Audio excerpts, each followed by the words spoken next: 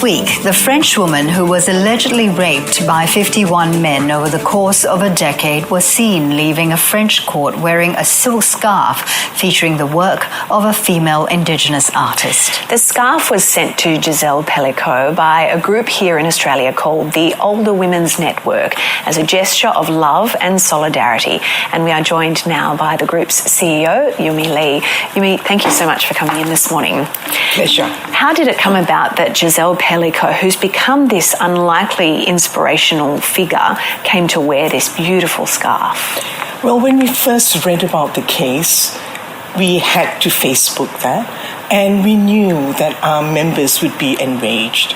As an organization that's been around for about 40 years, we have to try to find ways to transform anger into positive action. So we thought, why not send her something as a symbol of our solidarity? We can't be there with our placard saying, go Giselle, you're our champion.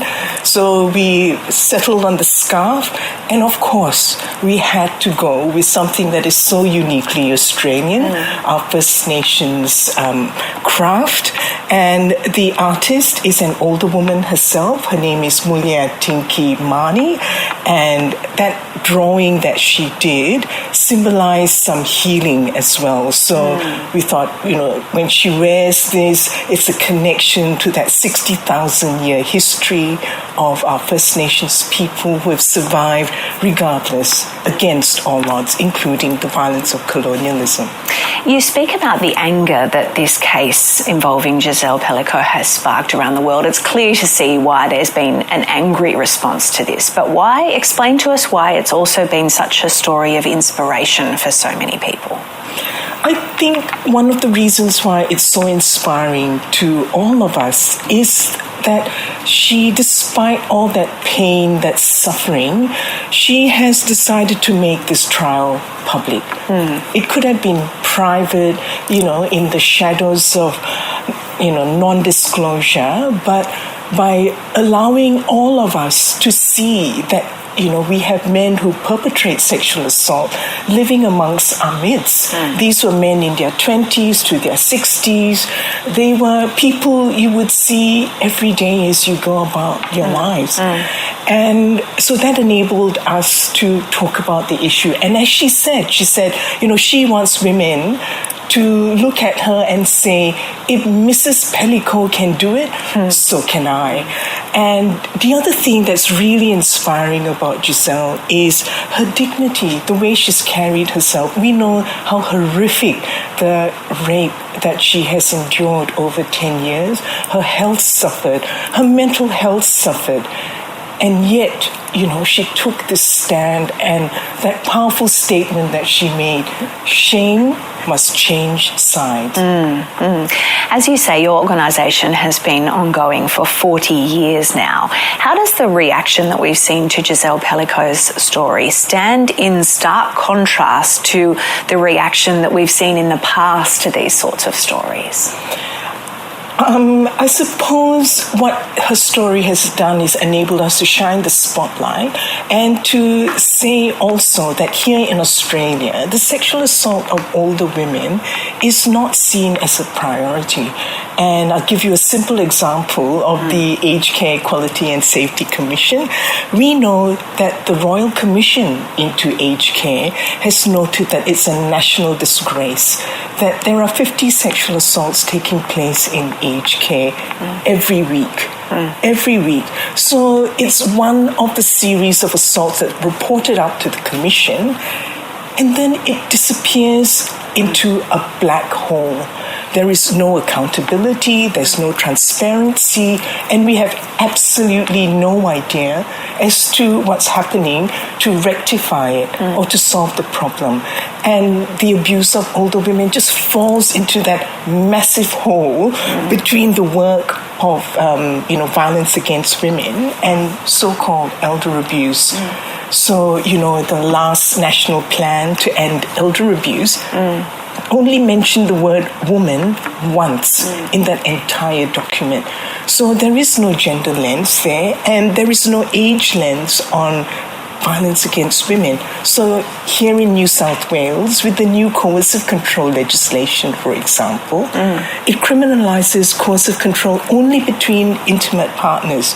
But if you were to look at the statistics of who's perpetrating elder abuse against older women, the majority are sons and daughters. So if something is wrong, if it's perpetrated by your partner, how can it be right if the same thing is perpetrated by your children? There's so much work to be done in this area. Yes. Yumi, thank you so much for coming in and speaking to us about this. You're most welcome. Thank you. Well, it's time now for our weekly Bush briefing, and a historic stolen wages class action brought on behalf of thousands of Indigenous workers and their relatives in the Northern Territory returned yesterday to the federal court. The court is expected to determine how as much as $200 million in compensation should be divided. For more, we are joined now by Anisha Pilaraseti in Alice Springs. Anisha, thanks so much for joining us. What's the latest with this case? What have we seen in court? Yes, so as you said, this historic class action returned to the federal court this week. On Thursday, the hearing in Alice Springs was seeking, as you said, to approve this settlement agreement of over $202 million and also decide how this money is going to be divided up. Up until 1971, First Nations workers in the NT were paid little to minimum wages. And this isn't actually unique to the NT. As we know, the issue termed stolen wages has been happening to First Nations, or has happened to First Nations people across the country. But in this case, the Chief Justice indicated on Thursday that they are going to approve the deal, and they also indicated that they would be trying to do this as soon as possible so families would see the money. Leading the case were Shine lawyers who were asking for up to $22 million in legal fees, which Chief Justice Deborah Mortimer said was an eye-watering sum that a lot of Aboriginal organisations here don't get in their annual budget. And a further hearing will be heard in December. On another story, Anisha, there are concerns for the welfare of some women in custody who've been transferred from Alice Springs to Darwin. What are the concerns here? Yes, so lawyers have said the move was sudden and unexpected, and when the women were moved from the prison here, they didn't get a chance to call lawyers or their families, and because of language barriers, they also didn't know what was going on. The NT government says the move will be temporary while they move young people here from youth detention to a new youth prison in Darwin, at which point they're planning to move the women back down. And it's part of this emergency prison reshuffle to ease pressure on prisons and police watch houses. And the Corrections Commissioner is saying that this is actually working, but there's been a lot of criticism, including from lawyers who've said that a lot of these women who are charged with serious violent offences are misidentified as perpetrators when they're actually domestic violence survivors.